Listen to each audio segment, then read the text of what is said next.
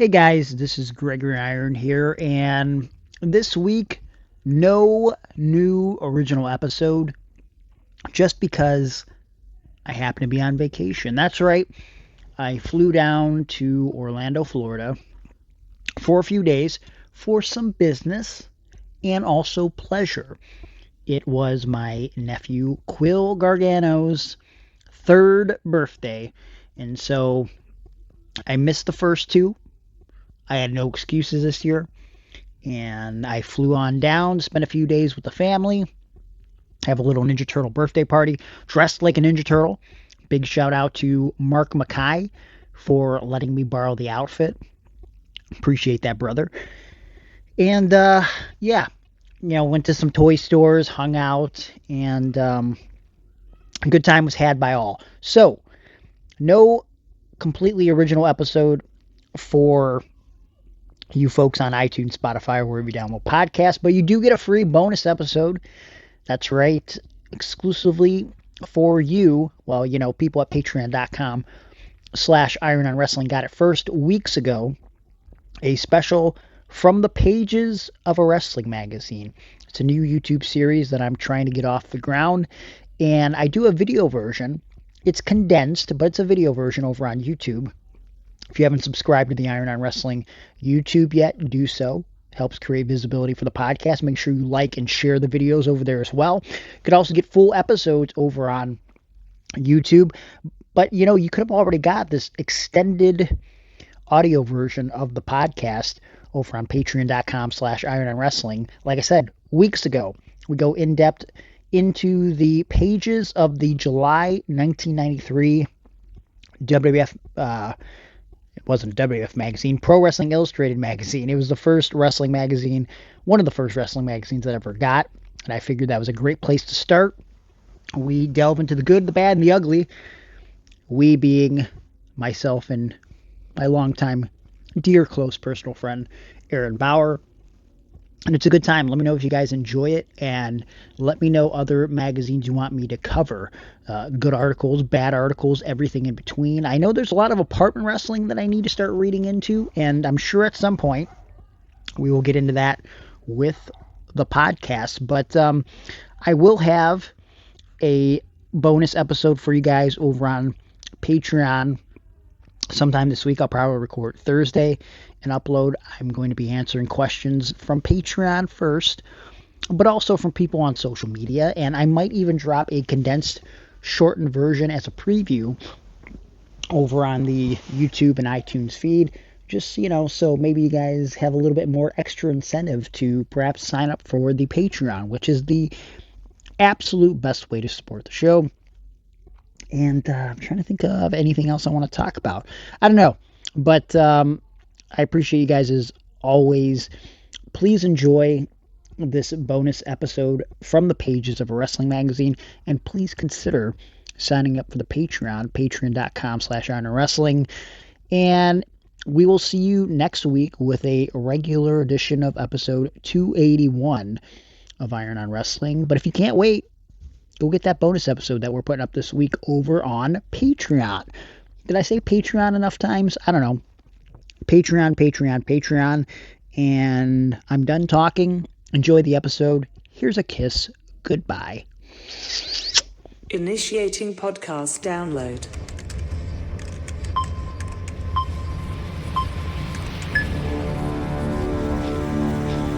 Prepare yourself.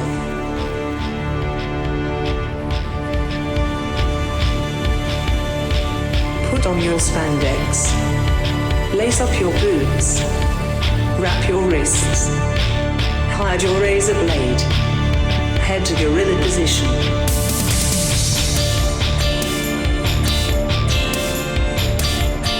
Grease up your hair. Apply baby oil. Okay, apply more baby oil. Get into gimmick.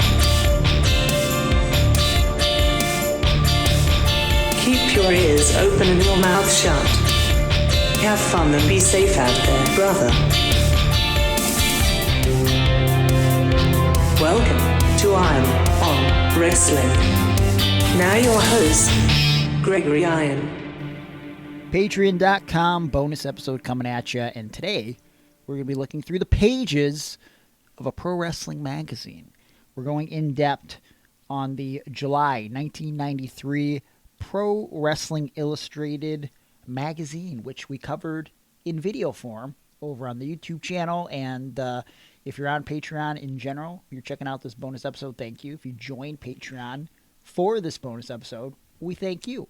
And hopefully it's an enjoyable one. And I'm doing this deep dive, of course, with my partner, as always, Aaron Bauer. Hi, thanks for joining me.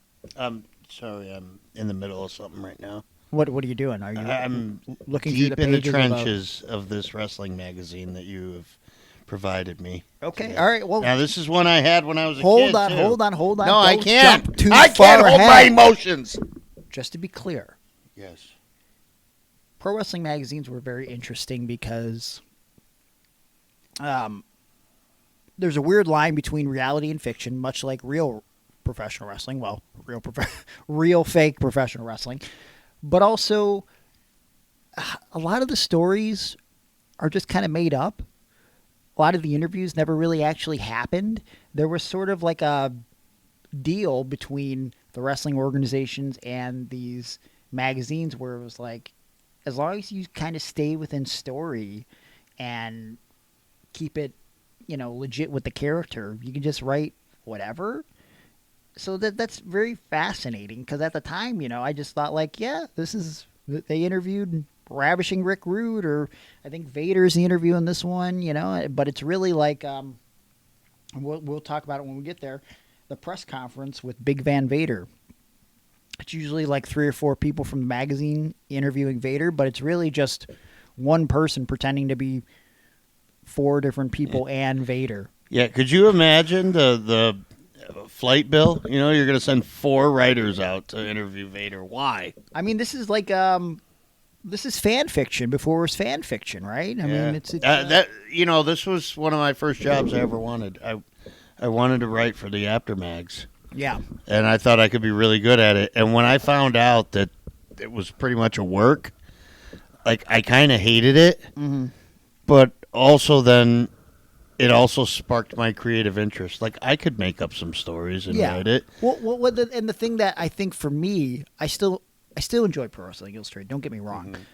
But they had to change with the times. At some point in the 2000s, they stopped making up stories, basically, and they became a more credible news source because they had to compete with the internet, right? And that's where the idea for doing this from the pages of a pro wrestling magazine came from, is like the difference between how we got our wrestling news back in the 80s and 90s and the way we read it, the way we came across it, as opposed to the internet where everything's so instant.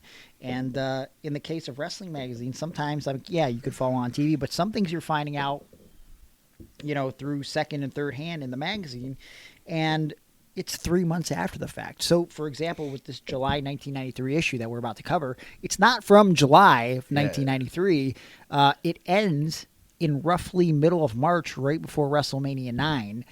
And but it was released in July, right? Or that was the cover date? That's the cover date. Yeah. So this would have been released in like June? I would imagine probably the end of March, early April. It couldn't be in June, right? Or what? No. Yeah, June. June would have been correct because it's like 2 or 3 months after the fact. So again, you've probably already seen WrestleMania 9 at this point. Like things feel a little late. That was the only thing that as a kid I was like, fuck, I already know about this. But then there'd be other things that I'm just finding out about, which again we'll cover in this magazine. Don't jerk us around, Hulk. Are you back or not? That's the big cover story for this one. And if you look to the first couple pages, again, we have different ages here, and you're a little bit older than me. The first page where they have this big centerfold of Hulk Hogan in white trunks around a bunch of girls in bikinis. Yeah, baby. I had never seen Rocky 3 at this point. Okay. So I'm very confused why Hulk Hogan looks like this and is being portrayed as a ladies' man. Yeah. I have no idea why this is a photo that they're utilizing for Hulk Hogan. And there's no context given. There's like no caption like Hulk Hogan on the set of Rocky 3 or anything like that. It's just Hulk Hogan with a bunch of babes in front of a boxing ring, and I'm very, very confused by this. I could see how that'd be confusing to someone of your youth. I mean, you'd already seen Rocky 3, right? Yeah. Yeah. I saw Rocky 3, I think, before I watched wrestling. Yeah. Did you have a subscription to the WCW magazine, which they're advertising right on the front page here? With Dustin Rhodes. I didn't have a subscription. I never had subscriptions. Well, actually, wrong. I had a subscription to the WWF magazine in '86, I want to say. Okay, wow. But when I was locked in the attic, that's the only thing I had to look forward to was, that WWF magazine coming in the mail. And the problem was that the first magazine I got, I had already purchased on the stands. So it sucked that, my subscription, I already had a double magazine, but it's all I had to look at, when I was locked in the attic. So. As a reminder, Aaron was locked in an attic for many, many months by his mother, who was schizophrenic. Yeah. And played the Final Countdown on repeat. So he has a big fondness for that video package with Ric Flair and Ricky Steamboat, and every time Bryan Danielson comes to the ring. And Cavs games. They play the Final Countdown. Guardians games. I like with the subscription that utilizing Dustin Rhodes' photo, it says, Dustin Rhodes knows. If you're a fan of WCW action, it's natural to be a subscriber to WCW magazine. See a nice play on the nickname. So yeah, what was it, like $17 a year? 6-month subscription brings a hard-hitting half year of posters and power slams to your door for just $17.70. But if you order a 1-year subscription, receive 2 free issues. That's 14 months of mayhem for only $35.40. A savings of 17% off the regular price. Could you do the math for me and tell me what $35.40 1993 money is in 2025 money? Oh, $78.12. You don't know how to. Okay, all right. Is that correct, or you just? I mean, that's that is correct. I think you just made that up. The big purchases: subscribe for 2 years and get 6 free issues. That's 30 monthly issues in all for just $70.80. So $70.80. 1993 to 2025 money. That exact amount would be what? That can't possibly be right. Tell me. That's not right. Okay. Hold on. Well, you know what? The WCW magazine kind of sucked because I was kind of out of WWF magazine and WCW magazine by then, because I was into the aftermags because I wanted to read about every federation. Yeah. I wanted to read about the USWA. I wanted to read. I like the ratings of guys that were on the indies, and to randomly see the APWF and Tito Santana was the ranked number 3 contender for a championship, although I was sure he was under contract to WWF at the time. Yeah. Boggled my mind.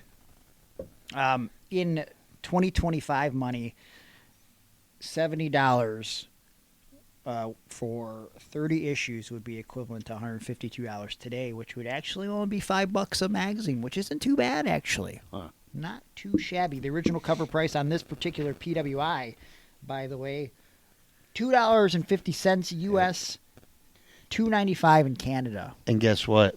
What's that? After tax, it came to $2.64. Wow, you remember that exactly, huh? Yep. I bought so many of these magazines. So did I. This was my second. Not as many as I did. Oh, I don't know. Well, I mean, you inherited a lot and whatever, and you got some from your friends. I've inherited them recently, yeah, but this like, legitimately me, was like the second magazine I ever got, you son of a bitch. Every weekend, I get 2 magazines. I also bought magazines myself as a kid. You don't even I just know don't what have money them now. is. What? All right. Anyways, Between Falls, on page 8, I talked a little bit about it in the YouTube video. This is how I find out about the death of Kerry Von Erich. So again, think about that. Think about how news travels today. Yeah. Like if when Bray Wyatt died, I knew within the second it was announced, basically. I was sitting with Gargano, and obviously that's his coworker, and he goes, Bray Wyatt is dead, and then we're going on the internet reading about it. Like, it just happened that day. So this was like, June of 93, I'm finding out that in February, Kerry Von Erich died, and I find out about this because of a letter written by a fan that says "Moment of Silence." Just recently found out that yet another Von Erich has died. This time it was Texas Tornado Kerry Von Erich. He has been scheduled to wrestle near my hometown on Friday, February 26th, but he committed suicide 1 week before. Now, again, I'm like a 5-6-year-old child. I don't even know what suicide is, so I'm asking a lot of questions at this point. Kevin Von Erich came to wrestle that night and told all of the fans that even though it was hard for him to bury his brother, we should not hang our heads. He said, Kerry will live in our hearts forever. When did you find out about the passing of Kerry Von Erich? Like, were you getting other sheets at this point or no? This was 93? Yeah. Yeah, I think that Pro Wrestling Illustrated had a sheet. A weekly one. Yeah, yes. yeah. So that's how I found out about it. Wow, should have held on to those. Well, I wasn't subscribed to it. I had 2 nerd friends in high school, Gio Vargo and Dondi Taylor, and they had subscriptions to these magazines. Also, they spent a plethora of money. Plethora, that's my word. And on the hotlines. They love that Joe Pedicino hotline. Oh, wow. Yeah, so I knew a lot. So the letter started in the middle here. It says, I know this must sound cruel, but I'm angry as hell at Kerry Von Erich. When I first heard about the incident, I buried my face into my hands and started to cry. I could not imagine the pain Doris and Fritz must have been going through. They have lost 5 sons. After crying for 2 minutes, I started to pound my fist against my pillow in a blind rage. I was so mad at Kerry Von Erich for doing what he had done. I could have spit nails. Why couldn't he have gotten some help? Why couldn't he think of his parents' feelings? What about his 2 daughters? Are they going to have to go through life without a father? Why didn't Kerry think of them? This was from Gary Graham Jr., Fort Wayne, Indiana. Kind of weird that they printed that, but I guess it was a different time. And was that even a real letter by somebody? I feel like the letters were real. Okay. I don't know if they... I mean, I guess it's possible they were making them up, but I mean, there's some legitimate people that I found in this magazine, like that I'll look up, and they're definitely wrestling fans. So there was a guy. I used to see Joe Dombrowski's name in there. Well, yeah, I mean he was sending results though. Yeah, but I'm saying like actual fan letters. Like yeah. There was a guy from like Cuyahoga Falls or something I found in one of these magazines, and I found him on Facebook, and he was a guy who went to AIW. Okay. Who I was friends with, and I was like, and I didn't realize, and I was like, what the? So he was like a real guy. Yeah, I've seen a couple of those names. Jeff Gorman. You remember him? There was always a name in there, Jeff Gorman. Yeah, maybe if I saw him. Stuff, but yeah, go ahead. One of the things that they usually do is they do a little recap from the last month's magazine, which the subject was WrestleMania without Hulk Hogan. This is again on page 8. One of the people wrote in. This was P.J. Kennedy of Stamford, Connecticut. He said, I was so excited to finally enjoy WrestleMania without the raving egomaniac Hulk Hogan. You can imagine my disgust when I heard that this has-been and his bionic buddy were getting an unwarranted shot at the tag team belts. But despite several letters echoing this sentiment, the Hulkamaniacs responded in full force. One quote from Joyce McNulty said, you guys at PWI think you're so smart. I can't believe you actually ran a story to belittle Hulk Hogan, the man who made the sport what it is today. Well, I guess the joke's on you guys. Just weeks after I bought your magazine, the Hulkster came back to the WWF in WrestleMania, the event he made famous. Hulkamania will live forever. How did you feel about the return of Hulk Hogan going into WrestleMania 9? I wasn't that happy about it. Really? Yeah, I had moved on from Hulkamania by that point, I'm pretty sure. Mm-hmm. And then And then he went to WCW shortly after, right? Yeah, a year Within later. a year. Yeah. Yeah, so it had already fizzled for me by then. Would you have preferred if he came back as singles, or were you okay with the tag team scenario? I was okay with the tag team scenario, but I would have had those guys win the tag team belts instead of then Hogan winning the world title again. Well, that match, along with basically the whole WrestleMania 9 card, is a big clusterfuck. Yeah. Every match is like a DQ or a count out. And That was unfortunate. page 10 and 11 is Ringside with Bill Apter. Let's see some of the stuff that they wrote about in this particular column. Were you watching WCW at the time in 1993? Yes, I was. Okay. I think I started in 89 or 90. Big Van Vader left the United States as WCW World Champion on March 10th and returned on March 18th with the belt still in tow. But what happened on WCW's tour of the United Kingdom made wrestling history. For the first time since May 24th, 1984, when Ric Flair defeated Kerry Von Erich in Yokozuka City, Japan, the belt changed hands on foreign soil, and it happened twice. Sting won the world title for the third time on March 11th at London's Wembley Arena, when he rallied from the brink of defeat to pin Vader. But 6 days later in Dublin, Ireland, Vader capitalized on manager Harley Race's interference to regain the title and return home as champion. Quote, "The people in the United States won't know anything ever happened," Race said. Vader needed a little rest from being champion, and he got it at just the right time. Do you remember this at all during this time? Like, how did that look on TV? Because, again, I didn't watch a lot of 93 WCW at the time. It didn't look that good. I don't know. It wasn't that big of a deal. Really? Yeah. 2 title changes? Like, that wasn't talked about on TV or anything like that? Yeah, but I think it was just glanced over. From That's what I weird. remember, yeah. That's so weird. It was like when Flair won the title back from Sting Yeah. after the whole Black Scorpion debacle and that. Yeah. It was like they collided heads in the ring at a house show, and Flair fell on top of Sting, and that's how he won the world title. And that's all they did was say, Ric Flair defeated Sting. That's terrible. That was my Gordon Soley. Yeah, I mean, this is not great. But You're not great. Sting's 6-day reign is the third shortest on record.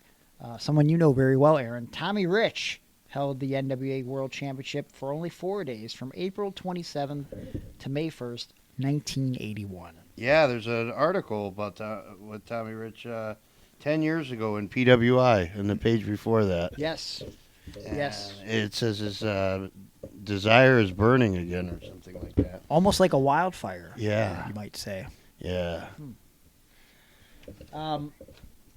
In the ringside section, they talk about the death of Dino Bravo, which, again, I also found out about in the pages of this wrestling magazine. However, so look at this through a child's eyes, though. I find out Dino Bravo dies, and I'm kind of like, well, he was kind of mean to Hulk Hogan. And I'm not surprised that he was doing something illegal, I guess, which I couldn't wrap my mind around that because cigarettes weren't really an issue in the United States. But I remember thinking, like, again, I'm a child. Well, good. Good for this guy. Wow. He tried to end Hulkamania. Yeah. Him and the earthquake. Yeah. The Canadian earthquake at the time. Freaking Dino. I saw there was a couple other names that earthquake went by before he officially debuted. Wasn't he like Big John or some shit or something? In the crowd, he was a fan and the Big John. Yeah. Which again, I was watching the episode with my grandparents, and my grandpa goes, "Look at that big guy in the ring. That guy's part of the show." And I go, "No, that's a fan. They were picking out a fan there." And he's like, "No way they let a big guy like that just get in the ring." And Dino Bravo does the push-ups, and I go, "See, it's all legit." That's all legit. And then it goes this dude, Ultimate Warrior, and he squashes him. And my grandpa was like, "See, I told you." And then I felt stupid. Is that how you found out wrestling was through your dad, right? Yeah. Okay.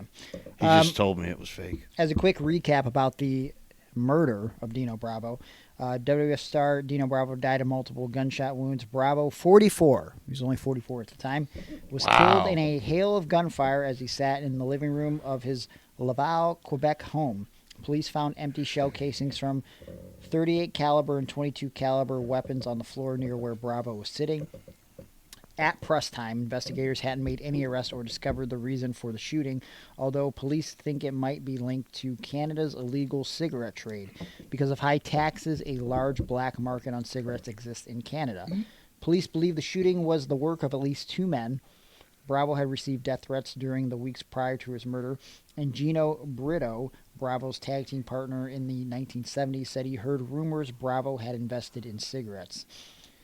And of course, Dude, how was Dino Bravo? Oh, yeah. What? He was in his 40s when he died. I was like, how was he wrestling in the 70s? Yeah. I mean, you got to go back in time here, you know, Yeah. math. And I think to this day they still haven't solved who exactly killed Dino. I believe they still believe that it was 2 men. Someone Probably from, Diddy. Like maybe it was not Diddy. A lot of documentaries coming out about Diddy right now, though. None about Dino Bravo's murder, though, that went unsolved. They did the Dark Side of the Ring about Yeah, him. but nobody solved his mystery. Well, yeah, we still haven't figured it out. We'll figure it It's out. just, pretty unfortunate. Now, the thing about these magazines is important, and so we might come back to this later. This is 2 pages dedicated in the front, but then it's continued on page 54. Do you know why they did that? I was going to ask that when I looked through here. I remember always wondering about that. And I had heard it was so that you go through the whole magazine. And so you would look at advertisements and stuff, too. That's exactly what it is. So okay, because when I took journalism in college, Yep. that was what they had told me, but I just didn't believe it applied to pro wrestling. I but yeah. figured it was something about advertisement, but I reached out to Brandy Malkowitz, who, again, used to work for the magazine. Yeah. She was very integral in doing the PWI 500 for a long time, and she told me it was basically based on, established articles, which would go towards the front, but also they had to make space for certain advertisers. So, like, you know, depending on how much they paid them, Yeah. they would go in certain areas within the magazine, which brings me to, before I talk about win, lose, or draw, on page 12, they're advertising a lot of WCW advertisement in this magazine. It's here. Greatest wrestling album ever, Slam Jam 1. Yeah. I Which remember is that. very bold to call it Slam Jam 1. They knew they were coming out with it, too. Well, you know. Own 11 official theme songs for the WCW stars: Sting, Ron Simmons, Cactus Jack, Ravishing Rick Rude, Freebirds, Jake the Snake Roberts, Rick the Dragon Steamboat. Why did I say Rick? Steiner Brothers, Barry Windham, Johnny B. Bad, Dustin Rhodes. Only $9.95 on cassette, or $12.95 on CD, featuring the Grand Theft All-Star Band. Aaron, what is your favorite song from the Grand Theft All-Star Band? If they were on this album, then probably maybe Sting's music. Okay. Well, you know what? I'd have to say, if I had to pick a song out here, that would be my favorite. And favorite, but also one of the rare times WCW trumped a WWF song. Yeah. Ravishing Rick Rude's theme. Better than his WWF theme. Wow, wow. Why was there a tiger? He was ravishing Rick Rude. Who cares? Oh, okay. I think it was... It's more of the growl of, like, the singer, right? I don't think there was an actual tiger. No, I thought there was a tiger. Maybe not. I could be wrong. I think you're thinking of, like, Sable and Mark Merrow. No, it was that tiger, though. Same fucking tiger, I'll tell you that. I mean, Slam Jam is, like, fine, but I don't know, like, was this the first time? Well, they call them the natural. Okay. Did you buy any wrestling albums before that, or would this be your first exposure to maybe? No, potentially I had owning? the original wrestling album. Okay. With Hulk Hogan's song on it, but that's when it was Mike Rotundo and Barry Windham's. Do you know what the first wrestling album I owned was? That Stone Cold Steve Austin one where he came out with a bunch of tribute bands. No, that's weird in retrospect. I think that they got the license to actually release a CD with Austin and those actual. Yeah. So what was it? Hulk Hogan, the Wrestling Boot. Oh, duh. Hulk Rules. Yeah. Yeah, I got that on tape. And yeah, well, he's still your hero to this day. No, that's not true. But win, lose, or draw debates the intelligence of Hulk Hogan and Brutus Beefcake by aligning themselves with someone like Jimmy Hart. Yep, I remember. Did you yourself question that at the time? Yeah, and I still hate it to this day. I just Jimmy Hart's never proven himself as a really good guy, and he turned against Hogan for the Giant, right? He did. And then he went back to Hogan. Yeah, he did. Yeah, I'm not into it. Never let it be said that Jimmy Hart doesn't know a good opportunity when he sees one. Hart, perpetuator of some of the most devious acts ever seen in or around a wrestling ring, is the manager of Comeback Kids, Brutus Beefcake, and Hulk Hogan. This is not news. What is news is that people are buying his act, said one wrestler who was once managed by Hart. Again, this is where the fake quotes come in because we don't name the wrestler. Quote, if lying were a crime, Jimmy'd be Al Capone. Wow. Yeah. The suddenly changed Hart said he prayed he would one day wear the red and yellow of the Hulkster. If this was indeed Hart's career aspiration, then he chose an odd way of reaching his goal. Was he waiting for Hogan to become a rule breaker again? Look at Hart's history, and the skepticism is understandable.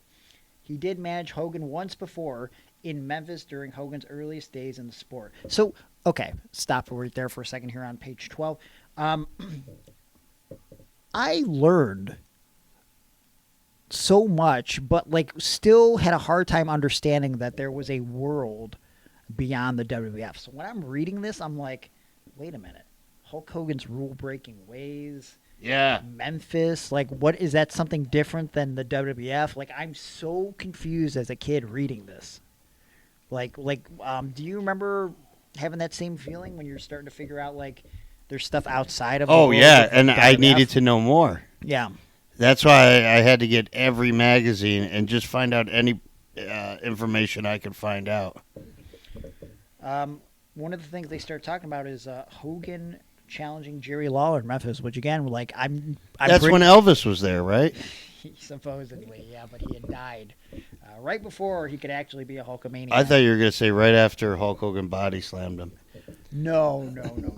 That's just a flat out fabrication. That was Andre. In a match, Hogan would like everyone to forget Lawler outclassed the youngster and reestablish his Memphis dominance. Hogan never returned and never stopped telling friends how Hart screwed him. Quote, it was a real sore spot with Hulk for a long time, noted one colleague. I wonder who the colleague was that's not named. He said that Hart didn't prepare him well, that he convinced him he didn't have to train so hard because Lawler wouldn't be much of a challenge. He even said he never trust that guy again. But things change, I guess. This is just funny. Listen, here's a total side note. And if we ever come across the magazine, because I don't know if I have it in my collection. Do you ever see the magazine cover, the time Andre the Giant lost to a midget, and on the cover it's Andre the Giant and Jerry Lawler? It's a very famous magazine. No. So the article on the inside was basically a story about how Jerry Lawler beat Andre. Yeah. But they say that he's a midget, okay? So because the magazines were such a big deal at the time, what happened was Bill Apter won't even talk about it to its true extent to this day because of the ramifications of printing this article. He got so much heat with Vince Sr. when it was printed because at the time Andre was still traveling in various territories, and he said, hey, man, you printing that Andre lost to a midget is going to hurt my business. Yep. And so, like, they almost banned Bill and everybody from writing for the magazines, like, to come to the shows and everything like that. And so, like, Bill had to make up for it a couple months later and write this big, like, puff piece on Andre about how he was undefeated and blah, blah, blah to, like, kind of save face and stay in the good graces of Vince Sr. And, like, that sounds absurd if you're listening to it in 2025, but the magazines is the only way the news traveled back in those days in the 70s. So like, that's crazy to think about that. Even to this day, Bill Apter won't talk about the story in depth, but that's the real thing. So it's like it's just funny how like they just come up with, you know, well, Hogan said he wasn't prepared. Jimmy said he'd be good with Lawler, didn't have to train as hard. It's just like so like I wonder how often these guys actually got offended by some of the shit that like was written about them in the magazine. Okay, so when we started running shows in Lorraine, me and Rod, hey, bro, I had proposed putting out flyers for the shows, newsletters. I thought you were saying you proposed to Rod. Hey, bro. Yes. As long as you don't tell me to suck it. Suck the cook. Yeah, you skateboarder. Oh, my God. So, I said we should do like a newsletter, and there's one on everybody's chair when they come in. He was cool with it, told me to write it, and told me it's a work, so just write whatever you want. Okay. So I made up match results. I kept saying that we were on the road. I made up dates that in different towns that we were in. I wish you had some of this stuff. I know. Oh. And it would be like, Johnny Hotbody Paradise defeated Tracy Smothers. And then I remember going, Rod, can I even put this, or will Tracy be offended and mad that I put that he got defeated by Johnny Paradise? But I got to make the rankings work because Paradise has only won one match. Why is he getting a title shot? I kept trying to make sense of things. Yeah. And he's like, bro, he won't care. And, it turns out nobody gave a shit, really. Mm-hmm. So it was fine. But sometimes the guys would read. They'd take one of the newsletters in the back and be like, who wrote this shit? So ridiculous. There's an In Focus on page 14 written by Craig Peters talking about the popularity of wrestling abroad. So they're showing a picture of Ultimo Dragon and Jushin Thunder Liger, some of the rankings for some of those guys, native wrestlers, foreign wrestlers, a little bit of notes of Japanese wrestling. But on the next page, again, this magazine with his return, very heavy on the Hulkster. The article on page 15 starts with a quote, "I'll wrestle you in heaven." Yeah. That's the basis for the album, right? Well, that's where I thought it was going, but that appears on the grave marker of Sean Peter Holman, a resident of Kent, Washington, who died on December 14, 1992 at the age of 7. While he never actually got a chance to see the matches in person, Kent, quote, loved wrestling and he loved Hulk Hogan, said his father, Richard, who was quoted as saying this in the Valley Daily News, quote, because he knew Hogan was a champion and he loved kids. Sean, a second grader with a love of karate as well as wrestling, had been battling leukemia for 3 years before finally succumbing to complications caused by chickenpox. After Sean's death, Holman phoned PWI senior editor Bill Apter, who helped him get in touch with Hogan. The Hulkster phoned Holman, and the two spoke for about 20 minutes. Hogan then sent an autographed photo to Holman, who gave it to an artist who reproduced the photo and Hogan's inscription, which read, "To Sean Peter Holman, I love you, and I'll wrestle you in heaven, Hulk Hogan, John 3:16." The inscription was cut into a stencil that allowed the material to be sandblasted permanently onto the grave marker, which also includes an image of Sean, which they picture in the magazine. And, something I saw recently. And, again, I'm not particularly a fan of Hulk Hogan right now because of all the shit he's saying. But here's something that I think we're quick to forget about with all the dumb shit that he says. And I saw in one of his last interviews, it might have been his last interview, Roddy Piper, talking about not agreeing with some of the stuff Hogan says and blah, blah, blah. And he says, but he's like, you know what I never hear them talking about? How he told all those kids to say his prayers and take their vitamins and believe in themselves. And all the kids that he visited with Make-A-Wish, he's like, I don't hear anybody talking about that. Hulk Hogan is an idiot. Okay, he's been an idiot for a long time now, but, I don't know. This is a very nice thing that he did for this family, and, I don't know. I don't know. You think it's true? I'm looking at the picture. Oh, okay. It's just I'm looking at it too, but yeah. So it makes me feel like there's some fictitious stuff about it. Oh, what do you think is fictitious about it? Just a little story. Like, I don't even know if he went to called this kid and talked for 20 minutes. Well, it wasn't the kid. It was the father. Yeah, well, whatever. Yeah. The kid's dad. I doubt a 20-minute conversation happened. Maybe the length of the phone conversation was exaggerated. I think he even called him. Hulk Hogan didn't write the article, to be fair. Yeah, so people who you just admitted in the beginning were making up things and can't attribute actual quotes to anybody because it's All all right. Okay. kayfabe. All right. Steel Cage on page 16 talks about Bob Smith. Yes. a world without women. A few weeks ago, I received a letter from a very informed fan who was seeking information on a topic that I almost forgotten about. Quote, "Are you folks going to ever do a magazine devoted to women's wrestling?" said the perverted. Right. It doesn't say that. It doesn't But say also, what's the name of the fan that sent this? that. Right. Yeah, I'd like to know because he probably is a pervert. Well, no, because it doesn't say it because it's just made up. Yeah, probably. As well as Bob Smith, the writer. Not a real writer, an alias of Brandy Mankiewicz. I'll have you know that I work with a Bob Smith, okay? We and all worked with Bob Bobby Smith. Beverly's real name is Bob Smith, Smith. all right? So just So make you think he wrote this?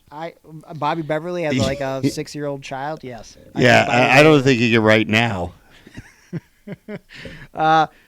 Bob Smith wrote the fan back, "Sorry to disappoint you, but women's wrestling, at least in the United States, seems to be a dead issue. Yeah. There just isn't enough call for it to devote even a single story, let alone an entire issue of a magazine, to the subject." Can you believe this is crazy to think about it, but that's how it was at the time. Sure. In 93. So like basically this article is covering basically women wrestling overseas and getting more exposure there. Something I learned in reading this for the first time in a long time, Debbie Malenko, which is pictured on page 17, is one of the most talented wrestlers, it says, male or female in the world, but American fans rarely get a chance to see her. She was actually trained by Boris Malenko, and I think she portrayed like she was a daughter of Boris, but like wasn't actually the daughter. Weird. I never knew that was a thing. Gotta ask Dino Machino. Who? Dean Malenko.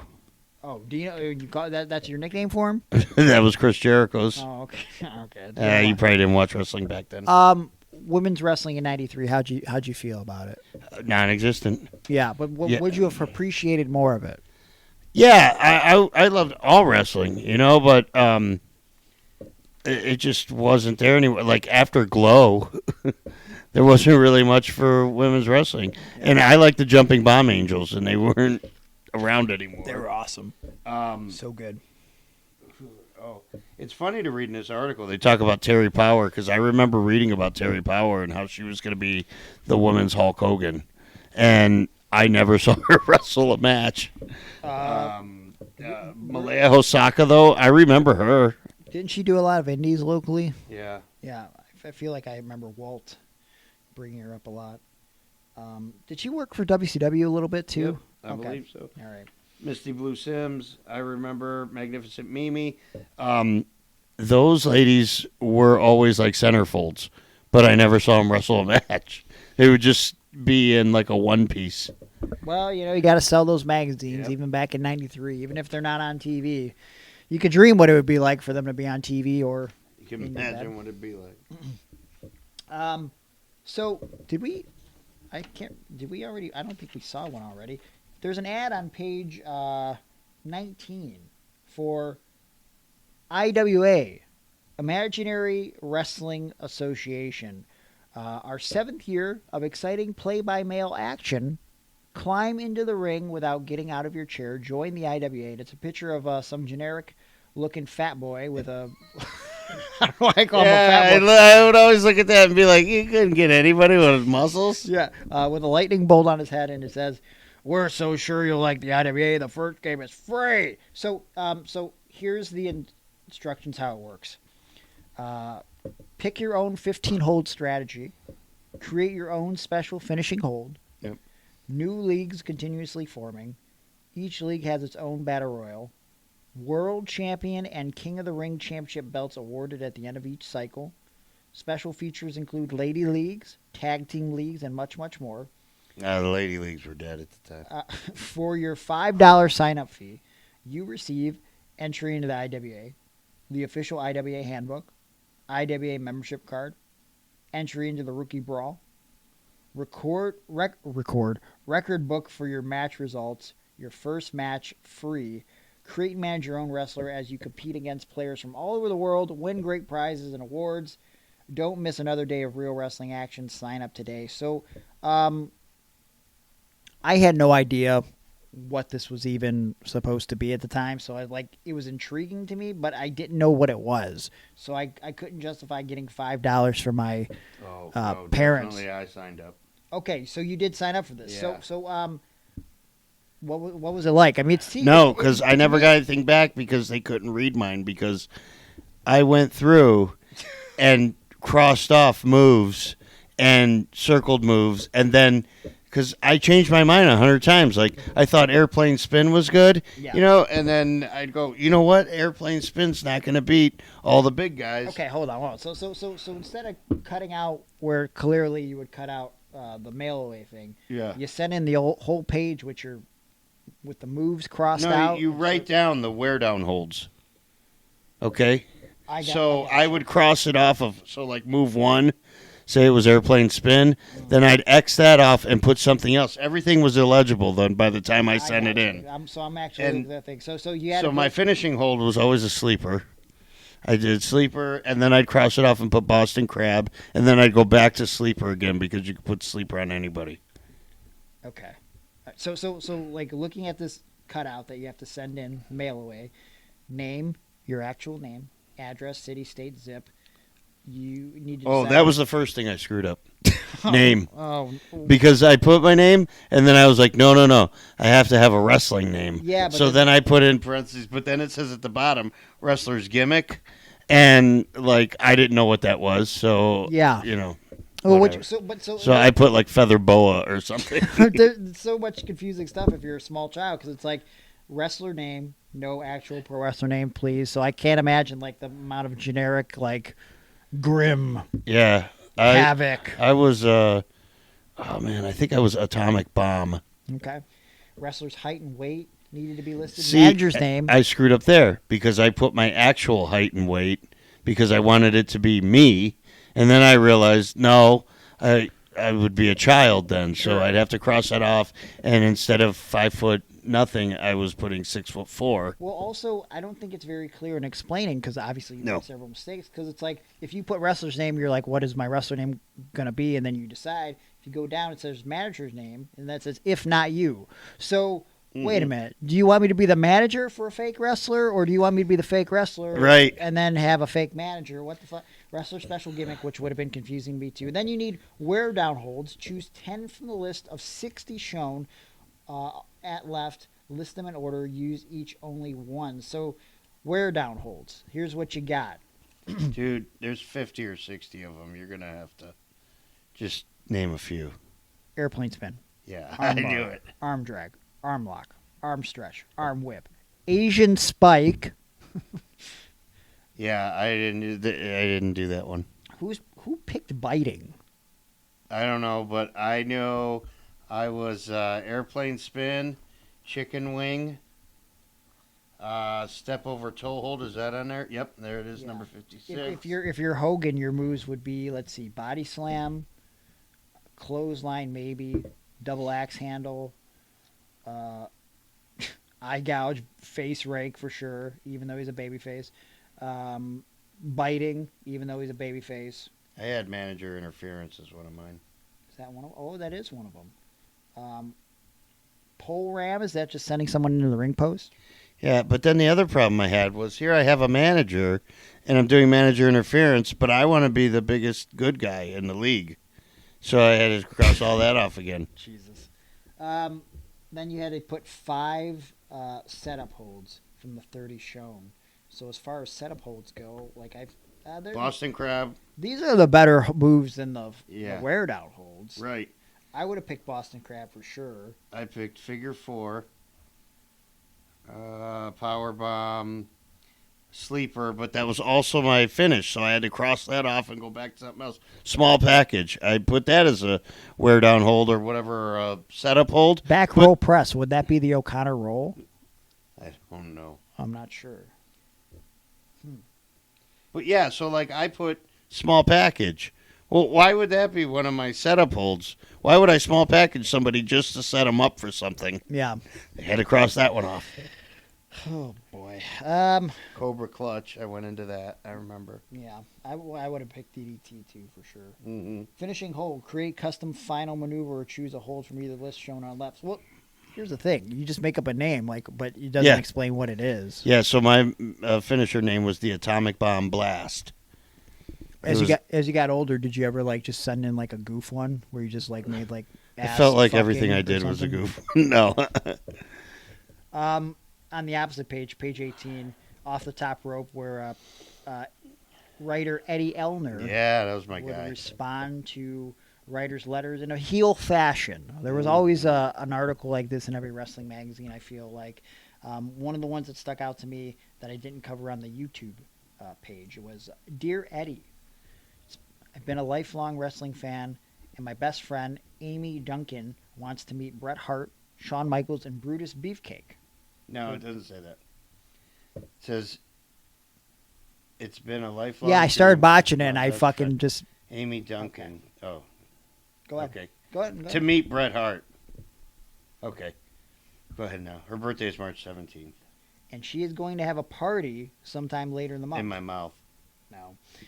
I was wondering if any of these wrestlers might show up and surprise her.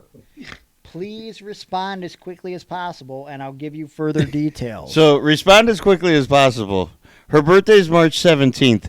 This magazine hit the stands June 12th.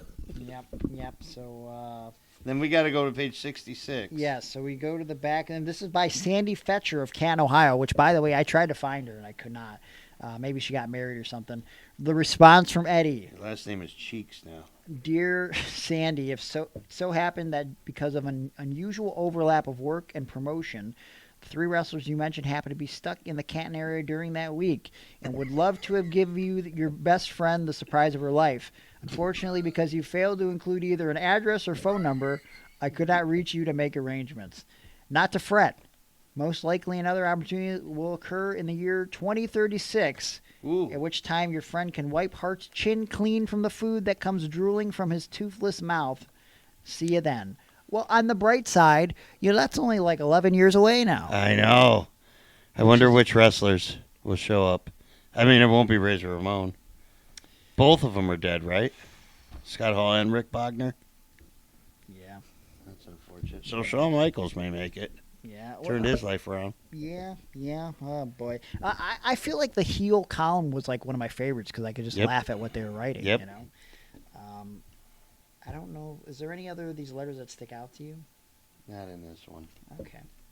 Let's see what else we got here. How'd you feel about the official PWI rankings, which is on page 2021? Yeah. It's always something I look forward to. I every loved month. them, except I hated that they spelled Tracy Smothers with an E, Bret Hart with two T's, and they listed Mr. Perfect as Kurt Hennig. Yeah. Like, I was like, what? Why can't you just do whatever their name is now? Obviously, they're not going by that other name. Well, by this point, they had at least rectified the Bret Hart thing Yeah. in this particular one. What I don't like... What page are we on? 20 and 21. Oh, okay. I also don't understand how they were determining who the number 2 contenders were and the number 3 contenders. Like, it's all just made up, but like there's no rhyme or reason. They also They always said that they included house shows. Oh, okay. So like, something we didn't see that. So Yeah. again, it would So be we like just had- me making up shit. Yeah, word of mouth. Top 10 wrestlers in all of wrestling at this point. Bret Hart, who was the WWF champion at the time. Big Van Vader, who was the WCW champion at the time. Number 3, Sting. Number 2 contender for the WCW title. 4, Dustin Rhodes. Number 3 contender for the WCW US champion. 5, Paul Orndorff, who was the WCW TP champion. 6, The Undertaker, number 2 contender for the WWF title, which would have been weird if we got Undertaker versus Bret Hart at that time because they're both baby faces. Jerry Lawler's number 7, the USWA champion. 8 is Barry Windham, the NWA champion. Bam Bam Bigelow at number 9, and he's the number 3 contender for the WWF title. Yeah. Again, not sure how he's there because he just came back to TV not too long ago, but all right. Jeff Jarrett, number 10, USWA. And again, at this point, I don't know who Jeff Jarrett is. Oh, yeah, I know. Hasn't been on He TV looked yet. very tiny to me, and I thought that guy doesn't even deserve to be in there. And also, why does Sting get the number 3 spot out of the top 10 of all wrestlers? He ain't even a champion or a number 1 contender. Listen, man. So again, it was kind of popularity or something probably. But yeah, I was telling you, like, you go down, you could go. There's ECW rankings are in there. Yeah. Sandman was a champion. Jimmy Snuka, number 1 contender. Good God. Yeah, I didn't even look at these. Don Morocco, Terry Funk, Salvador Belomo. Man, Below me. In 93 ECW, it's so fucking weird to watch, man. Yeah. Like, I have that whole year of TV, and Salvador Belomo is all over it. And he was like a long time Jobber. WWF jobber. Yeah. So it was even weirder to see him because it's like Rock he's and like, Rebel. Yeah, Rock and Rebel. I did shows with him. He was real pushed at the time. Yeah. Johnny Hotbody, Glenn Not to Osborne. be confused with Hot Body Johnny. Yes, Glenn Osborne, like he did like a face paint thing, and He was supposed to be like an Ozzy Osbourne. yeah. Ivan Koloff, which I don't know how often he was coming in at ECW in 1993, but enough that he was number 8. JT Smith, number 9.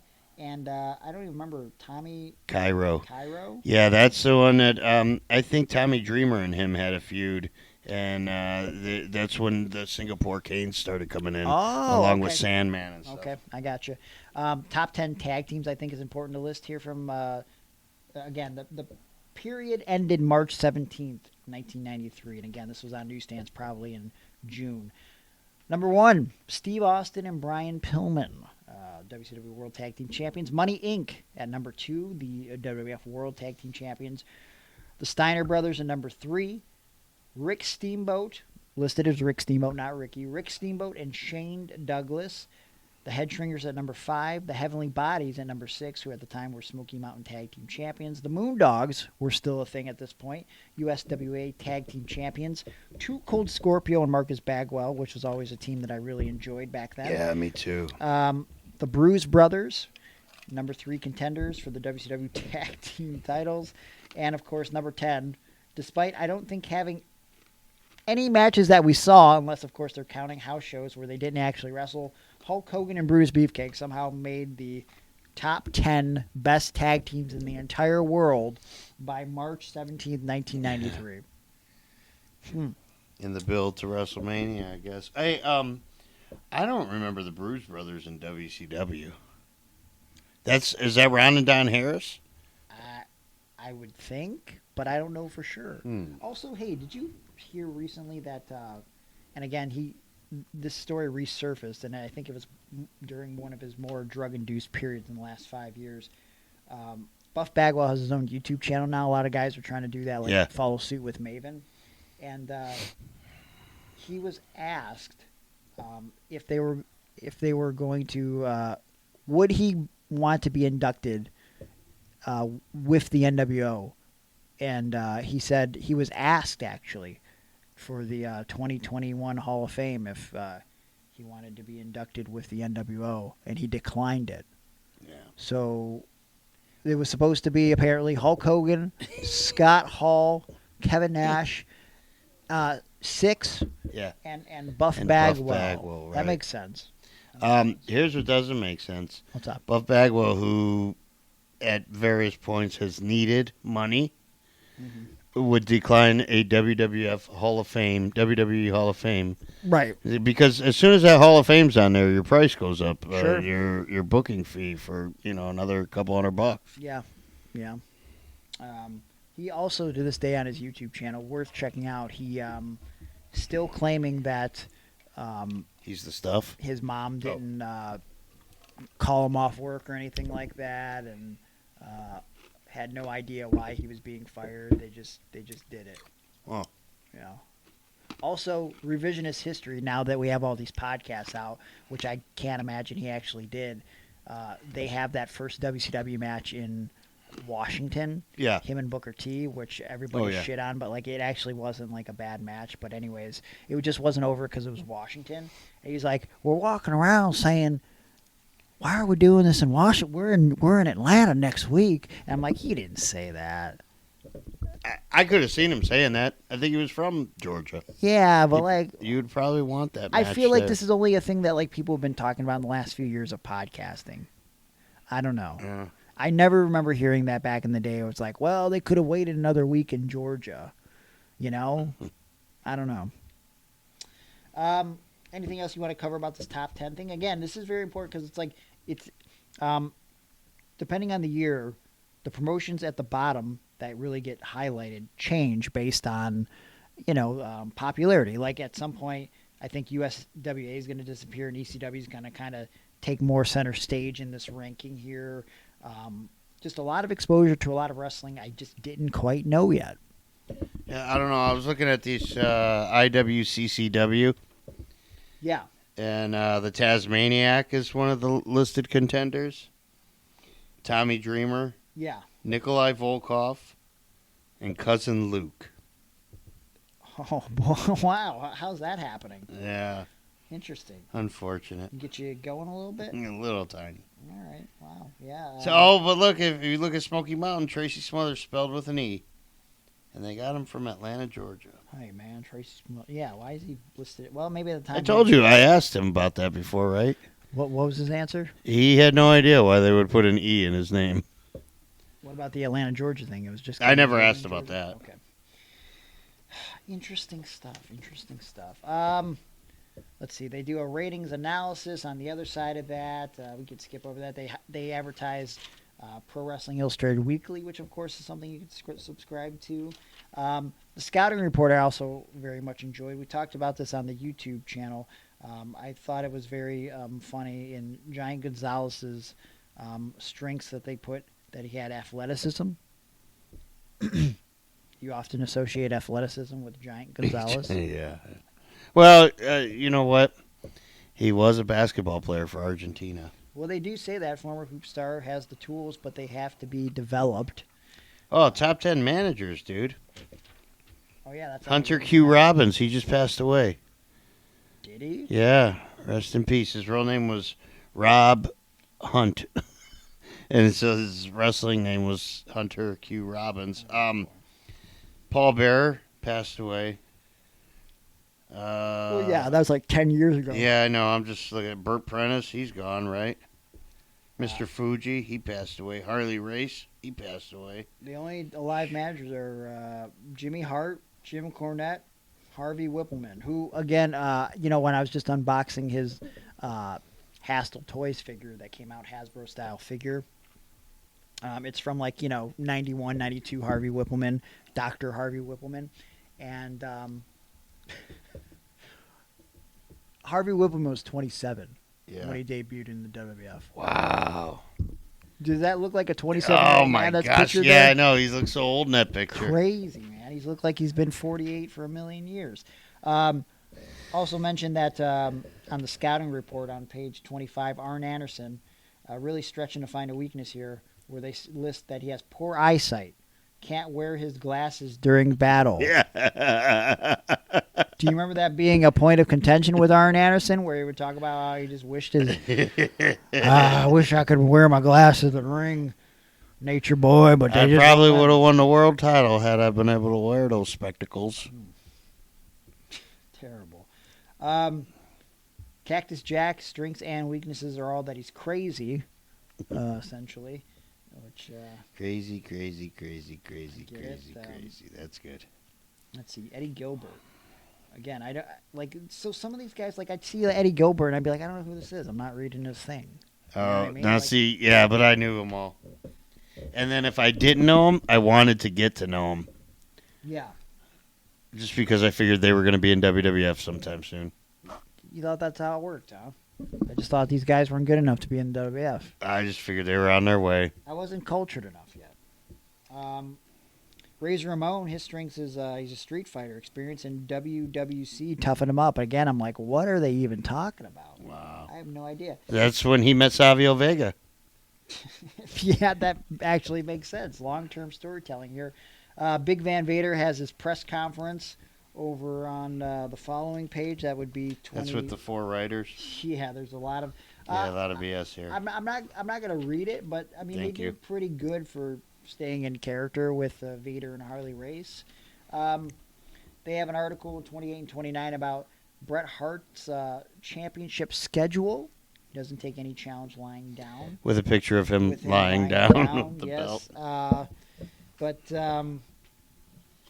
yeah, you know what? Listen, obviously this is only covers his run right before WrestleMania 9, but I think at that time I wasn't exactly missing Hulk Hogan when Bret Hart was the WWF champion. And again, being a young, impressionable kid, I think they could have told me anybody was the top guy, and I would have went for it as long as they were a good guy. But, man, I loved Bret Hart as WWF champion. And even in retrospect, it's kind of weird to, see, he's working Saturday Night Main Event with Papa Shango. But at the time, I hated Papa Shango. You know what I mean? I took him as a credible top guy, which is crazy to think about, but think about it. He doesn't run into WrestleMania 8. He's feuding with the Ultimate Warrior. I had no reason to not believe that he couldn't potentially beat Bret Hart for the WWF Championship. And if you look at this article, they got him wrestling Kamala, Shawn Michaels, head shrinker Fatu. He's wrestling a wide variety of opponents on both televised and house shows. And I think he brought a different level of credibility to the WWF Championship at the time. Yeah, especially for somebody like me that read all the house show results. And, I just came from an era where Mr. Perfect wrestled the Texas Tornado on every single house show, and Mr. Perfect lost by countout. So, I was like, oh, it's the same finish in just different towns. They wrestle each other every night. But then you'd look at Bret Hart later on and be like, Bret Hart wrestled Head Shrinker Fatu. Yeah. Bret Hart wrestled IRS. Bret Hart wrestled Doink the Clown. I like when somebody had a variation of opponents. Yeah. Again, this would have been something where I was very confused, because I still don't really understand what WCW is. Page 32, Egomania: Why Ric Flair and Rick Rude can't coexist in WCW. While Rick Rude was sidelined with a neck injury, Ric Flair ceremoniously returned to WCW. Rude has since returned, and now these two men with gigantic egos are together in the same federation. It can only mean trouble. Now, had I been following at the time, I think I would have really been pumped for Ravishing Rick Rude and Ric Flair. Oh, yeah. What do you remember about them at this time? I don't... Flair was a babyface, right? Yeah, Rude was never a babyface. Yeah. And they fought over the big gold. And I think they changed it to... It was called the International title. Yeah. Yeah. Very confusing. Yeah, I remember being confused. And that kind of overshadowed everything else. One of the paragraphs in this says... the reason why they're competing is they want the same women. Yes. They want the same money. They want the same championships, the same fame and fortune, the same audience, the same adulation. But for me, Rick Rude couldn't compare with Ric Flair. But here's the thing, reading this as a kid, I'm like, they both sound like terrible guys. And also, I'm still used to Ric Flair being a bad guy, so I don't... Oh, see, okay, so, I was all in on Ric Flair being a good guy and this being some kind of feud, except that I just never saw Rick Rude in the world title level. Really? I never saw him as a top guy. Intercontinental champion, perfect. He could have been U.S. champion to me in WCW. So you didn't buy him as, when he was in the WWF title feud with Ultimate Warrior? Never. That cage match at SummerSlam? Nope. Wow. Never even thought the title was in any jeopardy. I think for me... Even though he had beaten Ultimate Warrior.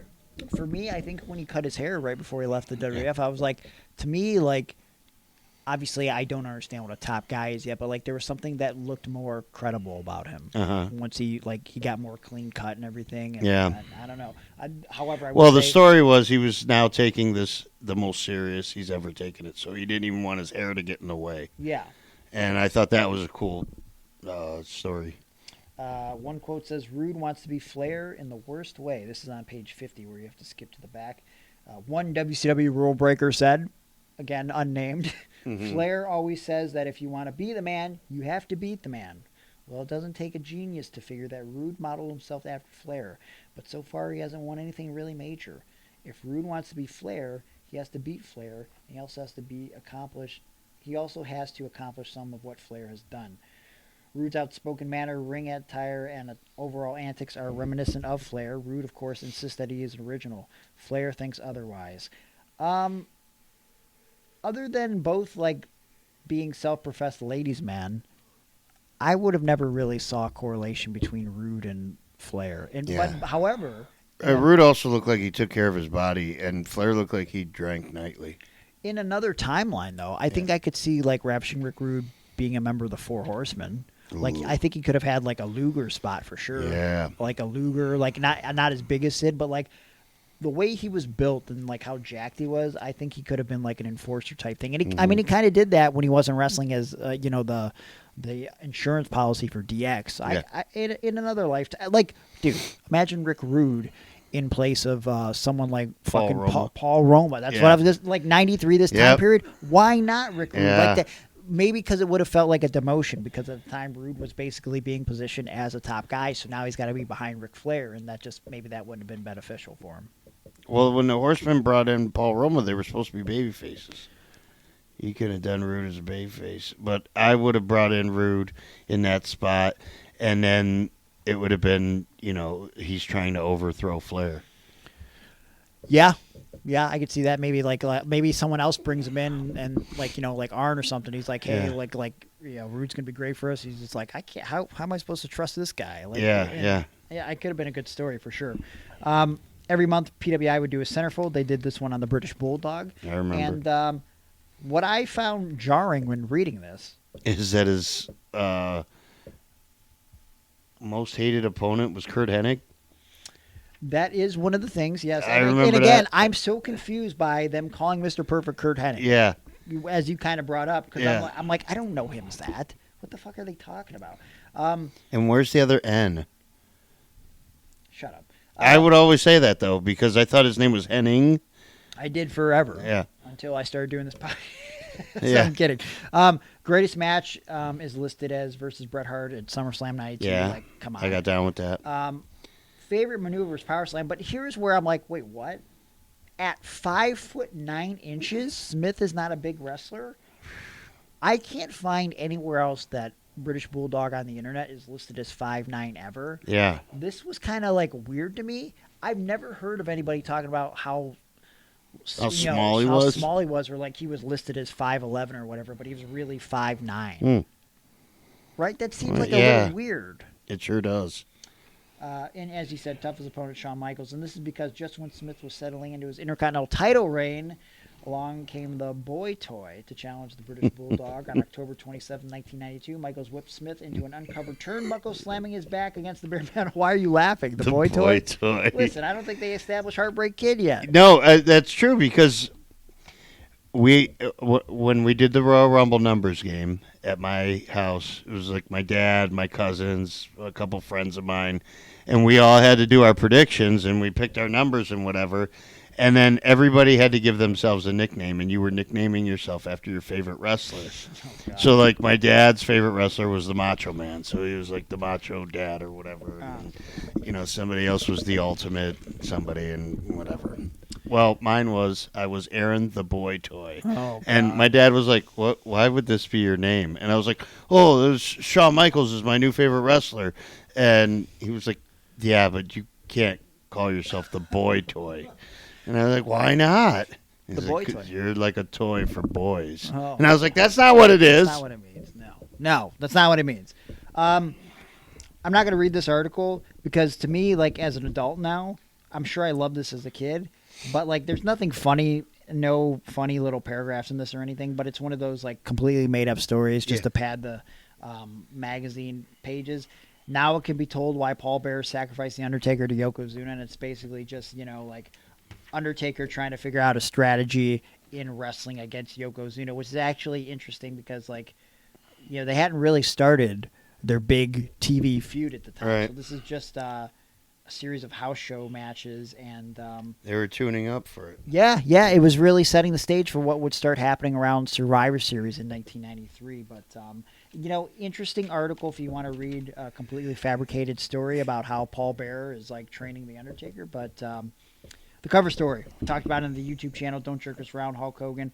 Are you back or not? A lot of sarcasm in this one, talking about Hulk Hogan using his fans. Yeah. Not realizing that he's using his fans, and I think that holds up to 2025. But there's also sarcasm with the movie career. If he's trying to churn out more classics in the mold of No Holds Barred and Suburban Commando, this is on page 44, by the way. The world anxiously awaits his next project, a remake of Casablanca, perhaps, with Hogan in the lead role. Or perhaps Hogan is Lawrence of Arabia. Who knows? They're questioning whether he's got a world title on his mind or perhaps an Oscar. Can you see Hulk Hogan winning an Oscar? Oh, I thought it was like a dude named Oscar. Okay. Like for Men on a Yeah, Mission. for Men on a Mission. Yeah. AKA tried to claim that his name was Clem, Yeah. but his name was actually Clem. Greg. Okay. Yeah. So, yeah, and so this is right before actual WrestleMania 9 match. Where he does go after the world title. Where he then. does go after the world title, but the last couple paragraphs say the wrestlers resent Hulk. It's bad enough that Hogan can set his own agenda. What's worse is that Hogan is allowed to take over.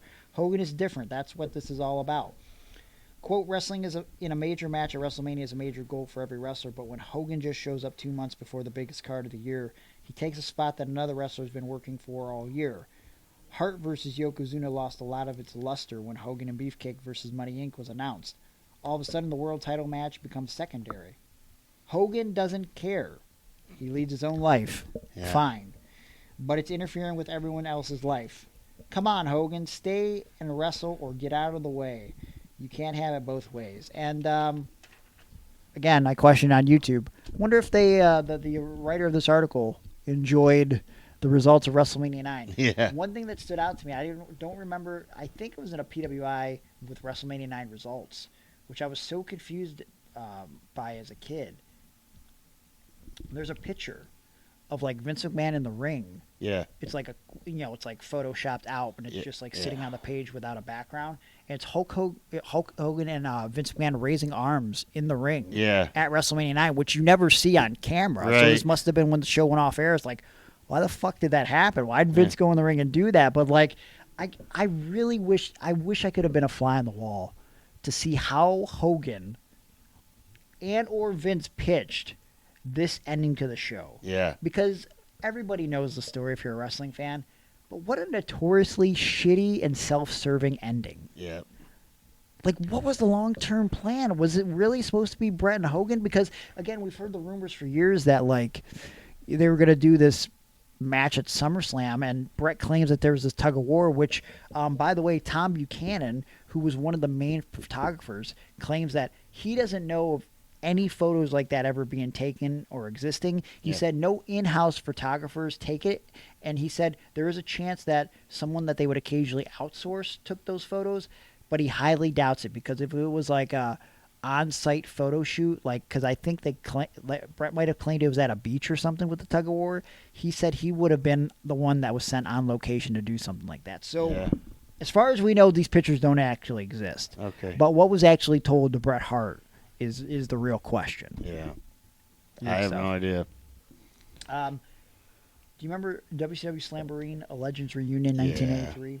I think Hank Aaron was at that. Andre the Giant might have been there. They do a big preview on this, and as a kid looking at this, the headline is Old Timers Day with a Twist. First of all, what a shitty title to try to suck in a young kid to be interested in this. Old Timers Day with a Twist. And like, well, Nick, I will say this. Baseball always had the old timers game, and it was guys that had just retired. So it wasn't a negative thing back then. Here's the thing, though. Yeah. Baseball players have shirts on. Yeah. I'm looking at like a bunch of fucking. I'm looking at fucking shirtless Lou Thez, looking like my goddamn grandpa, and fucking Nick Bockwinkel over here. Like, look, and like I'm sure Nick. And was we like, just got done looking at pictures of Rick Rude. Yeah, like I think Bockwinkel probably was like 49 or something at the time, but he looks like he's 70. So I'm just looking at like these old fucking men, and I'm like, is this WCW? I don't understand. Like, how do you have Did you jerk it to this? What's that? Did you jerk it to this? No, what? The only guy I know is Dusty, and I'm like thinking, why do they consider Dusty an old timer? Like, because to me, Dusty's not an old timer. I just saw him on WWF television. Yeah. You know what I mean? Like he wasn't like the typical a bodybuilder of the time, and then I'm confused by Jimmy Snuka being an old timer because to me it's still Jimmy Snuka, but he looks weird, like with his long tights. He doesn't look like the same Jimmy in these photos. And then he's got like some weird Fu Manchu or something, didn't he? Yeah, back then? yeah. I remember that. I remember thinking, oh man, this guy's not aging well. Yeah, he looks like a murderer. Okay. Which the article, which again, this is available online actually if you just search the archive website and just type in Pro Wrestling Illustrated 7/1993, it should pop up. But tickets for the live card, which they're trying to sell tickets for this. So I would imagine that WCW might have almost paid for this article. Yeah. When they were struggling at the time. $25, $15, $8, and $5 if you wanted to go to this WCW pay-per-view. Available at the Omni box office and Ticketmaster outlets. You can buy the pay-per-view for only $24.95. Yep, pretty sure I got it. Got more press conference with Big Van Vader towards the back here. I always looked forward to the cartoon drawings featured on page 54. It's yeah, I never got the cartoons, but a guy attempting to touch what appears to be Bam Bam Bigelow on fire, yep. But that's not clarified. So this cartoon really didn't do anything for me. Again, yeah. I don't know what I'm really looking at here. There's no word bubbles. He's just burnt, I guess. All right. Here's something interesting that I learned in Ringside, which is continued from page 11, which had me go down a rabbit hole, which we actually should start covering this promotion because it looks like a really shitty televised wrestling promotion that was getting some pub at the time in PWI because they had TV. Unfortunately, some feuds never end. In this case, it's terribly unfortunate because Superfly Jimmy Snuka and South African Madman Colonel De Beers yes. are at it again, this time in Championship Wrestling USA. Yeah. Snuka had the upper hand in this on-again, off-again feud, but don't expect De Beers to give up. The undercurrent of this feud is a racial hatred. Yep. De Beers is a bigot, and Snuka refuses to turn the other cheek. So I'm looking this up, and Colonel De Beers is saying some racist shit, and like I'm watching other videos from this promotion, and it just looks like dog shit. Yeah. Just fucking god awful. Also learning this. First Roddy Piper, then Hulk Hogan, now the Ultimate Warrior. The hyperactive muscle man is off to Hollywood. The Warrior signed an entertainment deal with International Creative Management and has started filming the movie Firepower. What do you remember about the film Firepower, Aaron? Never heard of it or saw it. It's pretty terrible. It's like some weird UFC-ish film looking thing where like Ultimate Warrior is sort of a silent like bad guy killer dude, and it's like some typical early 90s film of the time with like top secret and like almost like Mortal Kombat. You gotta go battle and to get like these fucking secrets revealed or whatever. It's awful. We should definitely cover it on the YouTube at one point. There was I thought maybe that's in the February issue. There's an advertisement for Pro Power Championship Wrestling on page 56, which is much like the IWF, whatever we were looking at. Imaginary Wrestling Federation or whatever. One of the written-in articles is about Doink-A-Mania. Yeah. About to run wild. Yeah, that person tells it like it is. Lisa Bell says, who cares if Hulk Hogan is back? He's old hat. His act is overplayed and overexposed. Doink, on the other hand, is a superbly skilled wrestler who complements his tremendous mat skills with psychological warfare.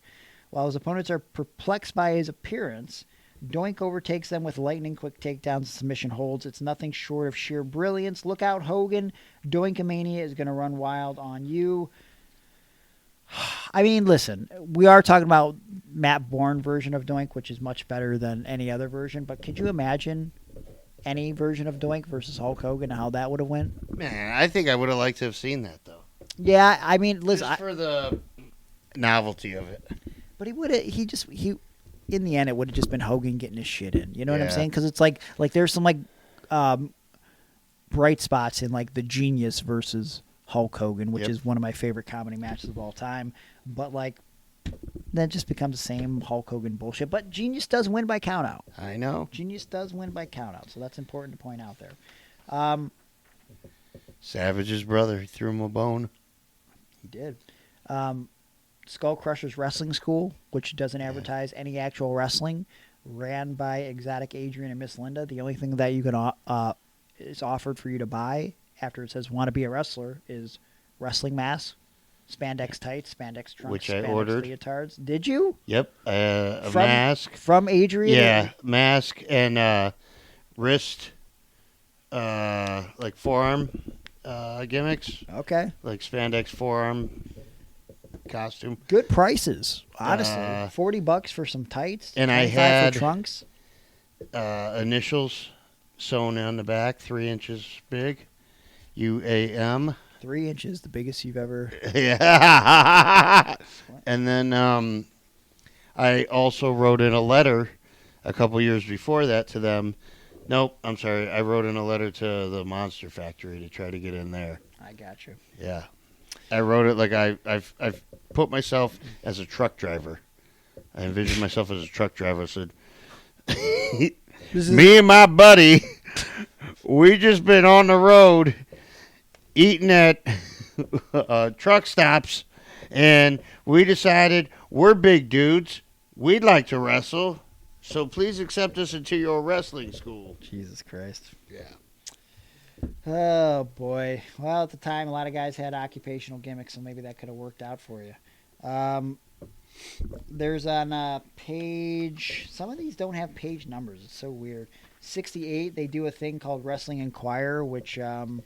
It's like a tabloid. Yeah, it's like your only, basically, maybe real articles from the time. There's an article about Dirty White Boy. Yeah. Before he's TL Hopper, of course. Nothing of supreme interest over here, but there's some stuff as we progress in the magazine history. Then we get the 1, 2, 3 kid, don't we? Yeah, but he's not. So we've already.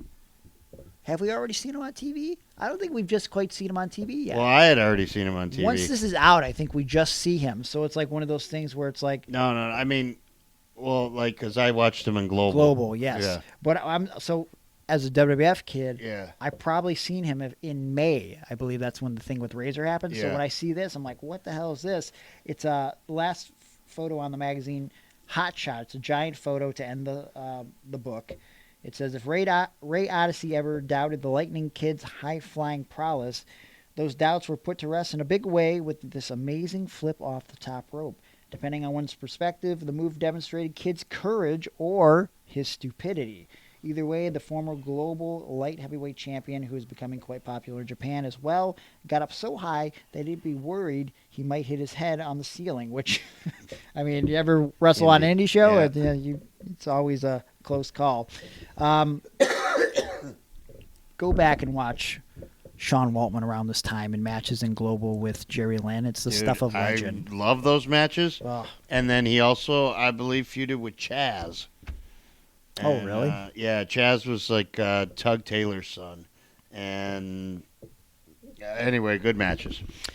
Very good matches, good magazine. There's a lot more to come. We ended up talking 90 minutes. I know. Oh, you're a tired man, huh? Yeah. Usually you're falling asleep by this point. Yeah, I listen. What did you do? Drink an energy drink?